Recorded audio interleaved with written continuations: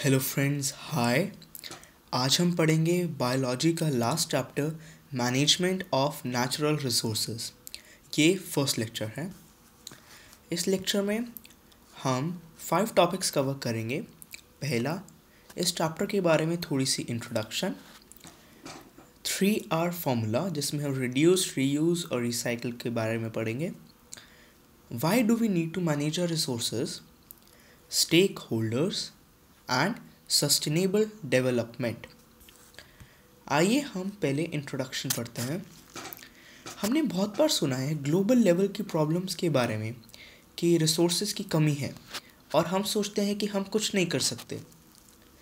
जो अवेयरनेस है इन प्रॉब्लम्स के बारे में, ये प्रॉब्लम्स हमारी वजह से ही हुई हैं और हमारी सोसाइटी में डिस्कस होती हैं। जैसे जैसे अवेयरनेस बढ़ती है, सॉल्यूशंस आते हैं।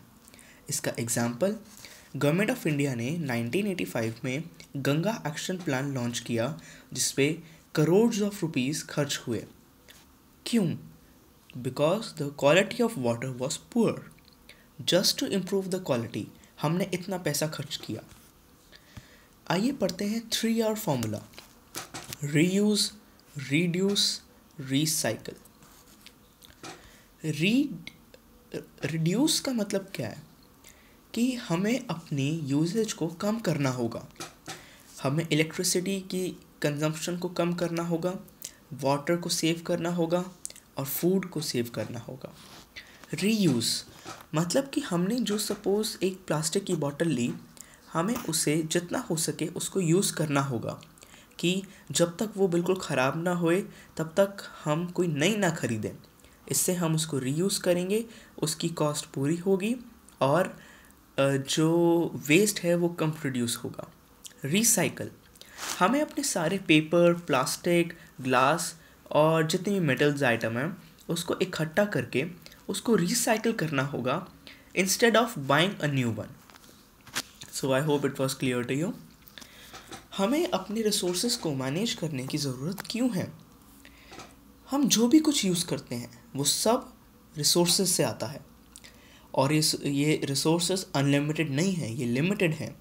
ये आते जैसे जैसे टाइम हमारा आगे जाएगा वैसे ये कम होते जाएंगे और एक दिन ऐसा आएगा जब ये रिसोर्सेज बिल्कुल वैनिश हो जाएंगे। हमारी पॉपुलेशन इंक्रीज़ हो रही है, डिमांड्स भी इंक्रीज़ हो रही हैं, तो हमारा ये ड्यूटी है कि हम रिसोर्सेज को मैनेज करें, उसको सस्टेनेबली यूज़ करें कि जो आगे जनरेशन्स आएंगी वो भी इनको यूज़ कर सकें। और जो ये मैनेजमेंट है उसको हमें ये भी इंश्योर करना होगा कि रिसोर्सेज इक्वली डिस्ट्रीब्यूट हों। ऐसा ना हो कि रिसोर्सेज सिर्फ रिच पीपल के हाथ में आए, पुअर पीपल्स को वो रिसोर्सेज ना मिले। हमें इन रिसोर्सेज को इक्वली डिस्ट्रीब्यूट करना होगा। I hope it was clear to you. अब हम पढ़ेंगे स्टेक होल्डर्स के बारे में। स्टेक होल्डर्स वो लोग होते हैं जिनका एक जगह पे अपना हिस्सा होता है। जो फॉरेस्ट है उसके 4 स्टेक होल्डर्स हैं। लोकल पीपल फॉरेस्ट पे डिपेंड करते हैं। जो फॉरेस्ट डिपार्टमेंट है वो फॉरेस्ट पे डिपेंड करता है। जितने भी इंडस्ट्रियलिस्ट हैं वो जिनका रॉ मटेरियल फॉरेस्ट से आता है वो फॉरेस्ट पर डिपेंड करते हैं। और जो वाइल्ड लाइफ और नेचर इन्वायरमेंटलिस्ट हैं वो फॉरेस्ट पर डिपेंड करते हैं। वन बाय वन हम सबके बारे में पढ़ेंगे। पहले आते हैं लोकल्स। जो फॉरेस्ट में लोग रहते हैं उनके घर ऐसे होते हैं, उनके फॉरेस्ट के प्रोडक्ट से ही घर बनाते हैं और वे अपना ज़िंदगी, अपना लाइफस्टाइल फॉरेस्ट में ही स्पेंड करते हैं। The people who live in forest are dependent on forest produce. वो फायरवुड, स्मॉल टिम्बर और बैम्बू यूज़ करते हैं। वो हंटिंग एलिमेंट्स बनाते हैं और फ्रूट्स, नट्स और मेडिसिन्स यूज़ करते हैं, जो कहाँ से आता है? प्लांट्स एंड ट्रीज से। अब हम पढ़ेंगे फॉरेस्ट डिपार्टमेंट के बारे में। जब इंडिया में ब्रिटिश रूल आया तब डिफॉरेस्टेशन बहुत ज़्यादा हो गई। पाइन, टीक, साल, ये सब ट्रीज़ ही प्लांट किए जाते थे और इनको फिर काट दिया जाता था। और जो भी हम फॉरेस्ट आजकल हमें दिखते हैं वो बहुत कम हैं। ब्रिटिश रूल में हमारे डिफॉरेस्टेशन इंडिया में बहुत ज़्यादा हुई और हमारे सोर्सेस कम हो गए। और ऐसा ब्रिटिशर्स ने क्यों किया? क्योंकि उनको अपनी इंडस्ट्रीज़ की डिमांड को फुलफ़िल करना था। आइए अब हम पढ़ते हैं इंडस्ट्रियलिस्ट के बारे में। ऐसी बहुत सारी इंडस्ट्रीज़ हैं जो फॉरेस्ट पर डिपेंडेंट है, जिनका रॉ मटेरियल फॉरेस्ट से आता है, जैसे कि टिम्बर इंडस्ट्री, पेपर इंडस्ट्री। और ये कोशिश करते हैं कि उनको फॉरेस्ट का जितना हो सके उतना पार्ट इनके अंडर आ जाए, क्योंकि उनके डिमांड्स फुलफ़िल हो सके रॉ मटेरियल की। I hope it was clear to you. अब हम पढ़ेंगे वाइल्ड लाइफ एंड नेचर के बारे में। इसमें इन्वायरमेंटलिस्ट हैं और कंजर्वेशनिस्ट हैं। ये बहुत ज़्यादा कंसर्न हैं फॉरेस्ट को सेव करने के लिए और डिग्रेडेशन ऑफ नेचुरल रिसोर्सेज को रोकने के लिए। ये बायोस्फीयर्स, वाइल्ड लाइफ सेंचुरीज़ और नेशनल पार्क्स मेंटेन करते हैं और ये इनको नेचर से बहुत लगाव है। ये बहुत जितना हो सके एनवायरनमेंट को बचाते हैं और सस्टेनेबल डेवलपमेंट करते हैं कि जो हमारे आने वाली जनरेशन्स हैं वो भी इस वाइल्ड लाइफ नेचर को देख सके।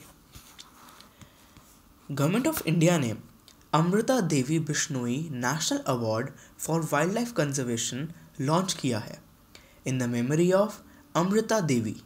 ये खेजराली विलेज की रहने वाली थी। इसने डिफॉरेस्टेशन को बहुत एक्सटेंसिव स्केल पर रोका। सो गवर्नमेंट ऑफ इंडिया ने अमृता देवी बिश्नोई के नाम पर नेशनल अवार्ड अभी लॉन्च किया है। Sustainable management. बहुत सारे इवेंट्स हैं जैसे कि चिपको मूवमेंट। उन्होंने लोगों को बताया है कि जो फॉरेस्ट की डिस्ट्रक्शन है, डिफॉरेस्टेशन है, वो फॉरेस्ट प्रोडक्ट्स को नहीं बल्कि सॉइल की क्वालिटी को भी इफ़ेक्ट करती है और वाटर के सोर्सेस को भी। लोकल पीपल की पार्टिसिपेशन की वजह से इस मैनेजमेंट में थोड़ा फ़र्क आया है। अब ये मैनेजमेंट एफिशिएंट है और अब हम जो लोग हैं उनकी अवेयरनेस बढ़ रही है। हमें सस्टेनेबल मैनेजमेंट करने की ज़रूरत क्यों है for the new generations to come, कि जो नई जनरेशन्स आएंगी वो फॉरेस्ट प्रोडक्ट्स को यूज़ कर सकें, उन्हें देखें। So I hope it was clear to you. Watch part 2 for the next topics. Thank you and have a nice day ahead.